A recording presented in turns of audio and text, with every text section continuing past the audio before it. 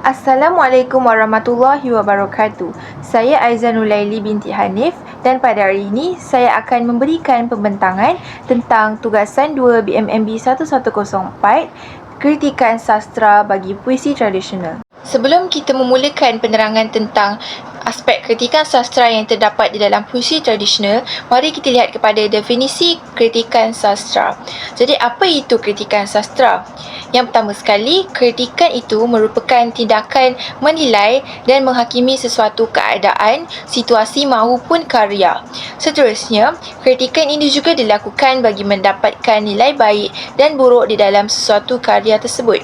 Secara amnya, kritikan ini dilakukan supaya kita mendapat penerangan ataupun mendapat pemahaman tentang sesuatu karya dan kita memberikan pendapat tentang karya yang dilakukan oleh orang lain.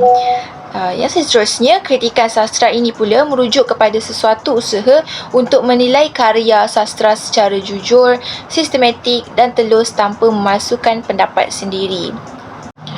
Jadi, sebelum kita melakukan kritikan sastra, kita lihat dulu kepada aspek asas kritikan sastra yang perlu ditepati.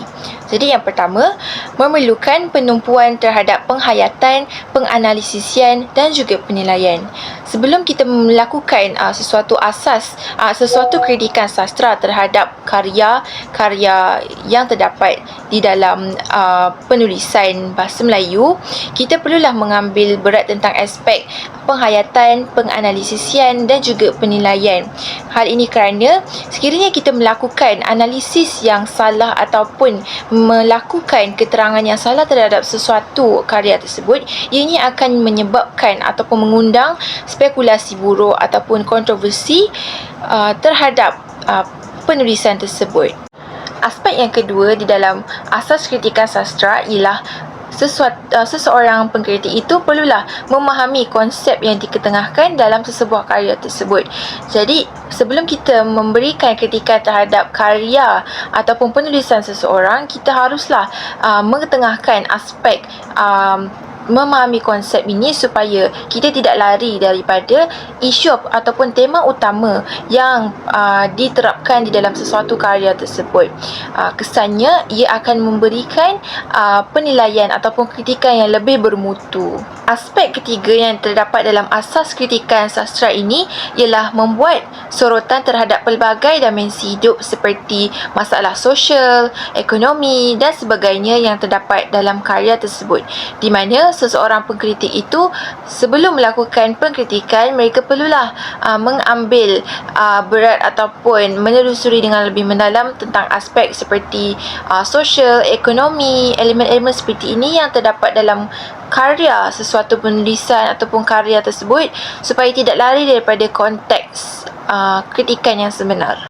Ciri-ciri kritikan sastra terbahagi kepada pelbagai jenis bentuk seperti kritikan sanjungan, kritikan teguran, kritikan saranan, kritikan pendekatan, kritikan penganalisisian dan juga kritikan penilaian. Namun pada hari ini kita akan menyentuh dua sahaja daripada ciri-ciri kritikan sastra ini. Jadi kita lihat kepada kritikan sastra yang pertama, iaitu kritikan sastra bagi pantun dalam aspek kritikan sanjungan. Kita lihat kepada contoh pantun yang terlibat dalam kritikan sastra yang akan dilakukan ini. Kalau bertanak dengan menggulai, mengacau gulai, pecah isinya. Kalau gelak, nak jangan mengilai. Kalau mengilai, rendah budinya. Jadi, kritikan sanjungan yang boleh dilakukan berdasarkan pantun ini, yang pertama ialah kita boleh lihat berdasarkan pantun tersebut, ia mempunyai elemen kritikan teguran tentang adab dan perilaku seseorang. Jadi, sekiranya kita menelusuri kepada empat baris pantun tadi, ia menerangkan tentang adab dan juga akhlak seseorang yang perlu dijaga, iaitu tidak boleh gelak dengan cara mengilai kerana ianya akan menunjukkan akhlak pekerti yang buruk. Jadi sekiranya kita lihat melalui bait-bait barisan pantun yang diketengahkan oleh pengarang tersebut, ia menunjukkan pengarang tersebut bijak mengetengahkan nasihat tentang kesopanan yang harus dijaga sewaktu ketawa. Jadi penyusunan ayat yang dilakukan oleh pengarang tersebut sangatlah terperinci dan juga kreatif, di mana ianya mengetengahkan tentang aspek-aspek peruntuhan ataupun penjatuhan akhlak budi yang akan berlaku sekiranya seseorang itu tidak menjaga etika sewaktu ketawa ataupun gelak. Sekiranya kita lihat dengan lebih teliti terhadap baris-baris pantun sebentar tadi, pengarang sememangnya menunjukkan ketulusan dalam menasihat, kerana dalam pantun tersebut ia memberitahu bahawa seseorang yang tidak menjaga etika sewaktu gelak merupakan orang yang mempunyai akhlak budi yang rendah, di mana pengarang ini sememangnya memberikan nasihat yang diperlukan oleh masyarakat menerusi pantun tersebut, dan mengetengahkan tentang nilai-nilai budi yang sepatutnya dijaga oleh masyarakat. Oleh itu, hal ini telah berjaya menunjukkan kematangan pengarang tersebut dalam menghasilkan sebuah karya yang mempunyai elemen nasihat yang sepatutnya supaya masyarakat dapat mengambil iktibar melalui karya pantun tersebut. Kita bergerak kepada puisi tradisional yang kedua, iaitu syair. Jadi kita akan lakukan kritikan sastra bagi syair dalam aspek kritikan penilaian. Kritikan penilaian ini selalunya dilakukan bagi menilai kemutuan sesuatu karya tersebut, sama ada ianya mempunyai mutu yang tinggi ataupun mutu yang rendah, dan juga melihat aspek dari segi kematangan dan juga idea yang diketengahkan oleh seseorang pengarang tersebut di dalam karyanya. Jadi kita lihat kepada contoh syair yang akan dibincangkan pada hari ini, iaitu syair nasihat. Walaupun kaya jangan menghina, kaya dan miskin sama sahaja. Yang hina jangan ditambah hina, kerana hidup seperti roda.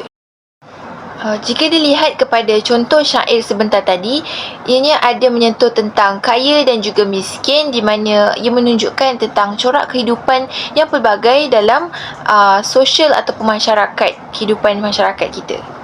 Kritikan dalam aspek penilaian yang boleh dilakukan dalam contoh syair nasihat ini ialah syair ini dia menunjukkan kemutuan yang tinggi kerana ia memberikan perumpamaan yang kreatif dalam syairnya. Kerana jika kita lihat kepada contoh syair sebentar tadi, pada rangkap ataupun baris yang terakhir, dia ada menyatakan yang hina jangan ditambah hina, kerana hidup seperti roda. Jadi pengarang ini menggunakan aspek perumpamaan bagi memberikan bayangan kepada seseorang itu, sekiranya seseorang itu menghina orang lain, kehidupannya juga akan terbalik pada masa akan datang, ataupun hakikat kehidupan itu akan kena kepada diri mereka pada masa yang akan datang. Melihat kepada syair nasihat ini juga, pengarang boleh dikatakan mempunyai pemikiran yang sangat kritis, kerana beliau menerangkan tentang lumrah kehidupan yang perlu dipegang oleh masyarakat. Kesannya ia memupuk impak positif dalam kalangan masyarakat. Sekiranya kita lihat kepada penghasilan ayat-ayat yang terdapat dalam syair tersebut, pengarang sememangnya menyentuh tentang hakikat kehidupan yang dialami oleh masyarakat kita sekarang, iaitu kedudukan ataupun kehidupan seseorang, iaitu kaya dan miskin, sememangnya memberikan impak ataupun hierarki kehidupan yang agak ketara walaupun di dalam zaman sekarang. Dari segi kualiti penghasilan syair nasihat ini, syair tersebut sememangnya mudah untuk difahami dari segi struktur ayat dan juga pemilihan kata yang digunakan dalam syair tersebut. Jadi kesan bagi penghasilan seperti ini, konteks utama dalam syair ini senang untuk diterima oleh masyarakat, dan mesej yang ingin disampaikan dapat diterima oleh masyarakat dengan mudah tanpa mempunyai maksud yang terlalu tersirat dan juga sukar untuk ditafsirkan. Sekian, itu sahaja penerangan dan pembentangan bagi asas kritikan sastra bagi puisi tradisional. Sekian, terima kasih.